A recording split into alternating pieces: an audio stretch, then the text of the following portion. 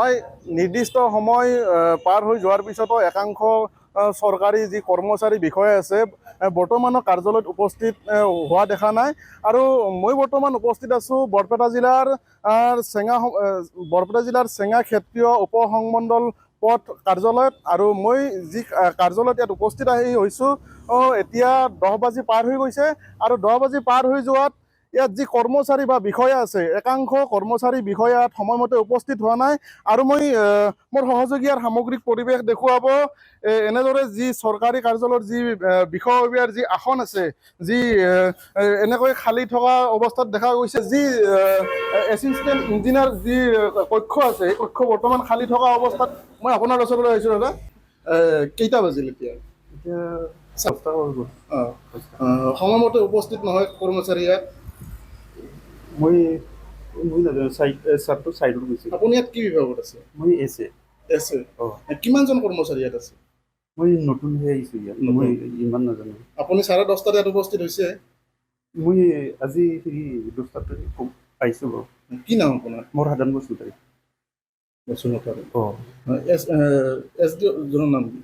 Assistant ইঞ্জিনিয়াৰজনৰ নাম? দিছোঁ বাৰু লিছে। তেখেত কি সদায় এনেকুৱা টাইমতে আহে? নাহে ছাৰ, চাইডত গৈ থাকে। অফিচত নাহে?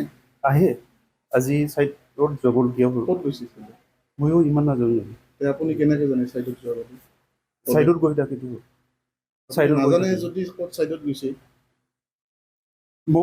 আমি বিষয়ে নাজানো। চাইডত নতুন যে হয়, আন এজন কৰ্মচাৰী আছে, মই তেখেতৰ পৰা কিছু জানিব খুজিম। 10 বাজি পাৰ হৈ গৈছে। 10 বাজি পাৰ হৈ গৈছে। 10 বাজি পাৰ হৈ গৈছে। ইয়াত যি কৰ্মচাৰী আছে উপস্থিত হোৱা নাই একাংশ। ইয়াত যি এছিষ্টেণ্ট ইঞ্জিনিয়াৰ আছে তেখেতো উপস্থিত হোৱা নাই। কি ক'ব? আমাৰ ষ্টাফখিনি আছে। ষ্টাফ কিমানজন আছে? এতিয়া আমাৰ অফিচ ষ্টাফ হিচাপে 7জন আছে। আমাৰ ছাৰ ডিভিজন গৈছে। মুঠ কৰ্মচাৰী কিমানজন? সেইটো বৰাবৰ গম পাব। আপুনি নাজানে? ইয়াত যি এছিষ্টেণ্ট ইঞ্জিনিয়াৰজন আছে যি আছে বৰ্তমান ক'ত? সেই ডিভিজন গৈছে। ইয়াত আহিছিল নে? আহিছে। কেতিয়া আহিছিল? আমিতো বহুত ৰাতিপুৱা 9টাত গৈছে। তাই কিবা এখন ৰিপৰ্ট লৈ গৈছে। ইয়াততো অহা নাই। আপুনি মিছা কথা। ৰাতি আছে ছাৰে। ক'ত আছে? এইটো পাঠশালাত। আপোনাৰ নাম? একেবাৰে হয়, এয়া হৈছে যি এছিষ্টেণ্ট ইঞ্জিনিয়াৰ যি কাৰ্যালয় যি কক্ষ, এই কক্ষ বৰ্তমান খালী আছে। মোৰ সহযোগীয়ে এইফালে আহিব। দাদা অকণমান থিয় হ'ব। আপুনি ইয়াৰে কৰ্মচাৰী হয়, কি বিভাগত আছে, কি দায়িত্বত আছে? মই MTS। বৰ্তমানলৈ একাংশ ইয়াত যি কৰ্মচাৰী আছে বা মূল বিষয়াজন আহি পোৱা নাই, কি ক'ব? আহি পাইছে ছাৰ, মানে চাইডত গৈছিলোঁ বোলে, বাহিৰে আহিছে ছাৰ। ইয়াত সৰ্বমুঠ কৰ্মচাৰী কিমান? সৰ্বমুঠ কৰ্মচাৰী আমাৰ অফিচ ষ্টাফ হিচাপত মানে আমি 7জনমান থাকোঁ অফিচত, 6-7জনমান থাকোঁ। 6-7জন। টোটেল চাইডৰখিনি মিলাই 17-18 মান হ'ব লাগে।